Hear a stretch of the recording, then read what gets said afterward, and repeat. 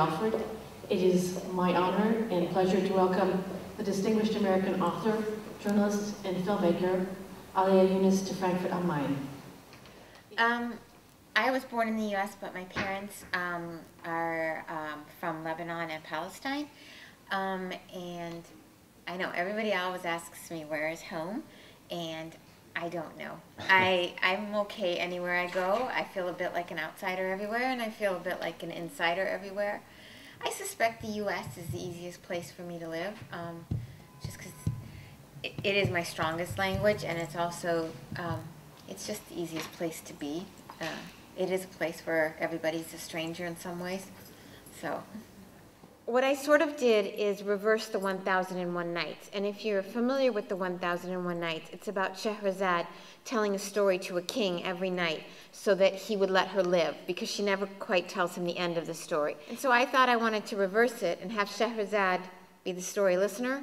So I had her follow an American soldier coming home from Baghdad, and she follows him back to San Diego and Los Angeles, and in that process, she comes across Fatima. And Fatima's lived in the United States for 70 years.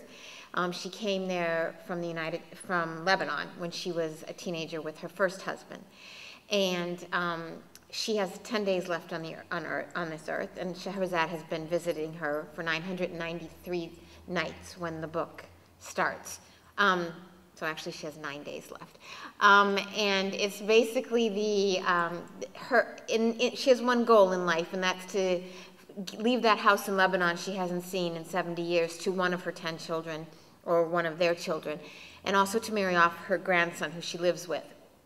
And there's some problems with that because he's gay and he doesn't really want to get married. So there's a little bit of that sort of denial in her life. There's a lot of denial in her life, and the book unravels the stories of her family and the denial that she's come to terms with. So we sort of get to know her and her kids and how they look at the same story in different ways.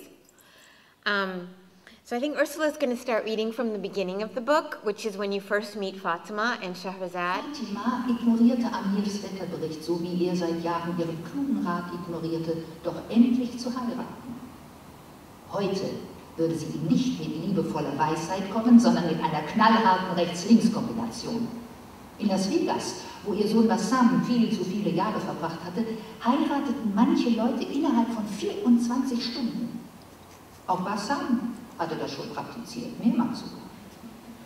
Und wenn sie, Fatima Abdullah, die Enkelin einer der berühmtesten Ehestifterinnen des Libanon, nicht in der Lage war, Amir in den nächsten 9 Tagen unter die Haube zu bringen, wer dann? It's not a personal story in the sense that it's not my family, but I think the disconnects we all feel, not just ethnic disconnects or religious disconnects with whatever is considered the mainstream, but sometimes we don't feel comfortable about who we are on a lot of different other levels. Like Amir is dealing with issues of his homosexuality, and you know, sometimes your weight can be an issue that defines who you are. So it's about trying to figure out who you are despite what society is telling you are or supposed to be. Well, I face stereotypes when I'm not living in the U.S. about what Americans are. And when I'm in the U.S., I face stereotypes of what Arabs are. So I think the number one stereotype, I mean, the number one question people always ask me is, how come you don't look like an Arab? And I always have to, because for them they have some idea that I need to be covered in order to be an Arab, or that I have to be unable to communicate as a female or something. So I always get these ideas of, I always get that question, you don't look like a Muslim, you don't look like an Arab. So I think that's frustrating, the idea that everybody has, that there's some subservient woman covered in from head to toe, and that would mean you're an Arab or you're a Muslim, and that's obviously not the case. Well, I think filmmaking and writing and journalism and even music, they're all storytelling. So I think if you have the storytelling skills in one thing, you can move it into another. So I was just sort of struggling with the screenwriting thing in the business sense. It was very hard for me to be working in that industry anymore, and the constant disappointments. And so, but I still wanted to tell stories, and so I said, let me tell one as a novel, as opposed to a screenplay, or as opposed to a magazine article. So, and in fact, when I did a reading in San Francisco, my cousin Bassam came to the reading. He surprised me. And afterwards, he asked me, why did you name the alcoholic drunk after me?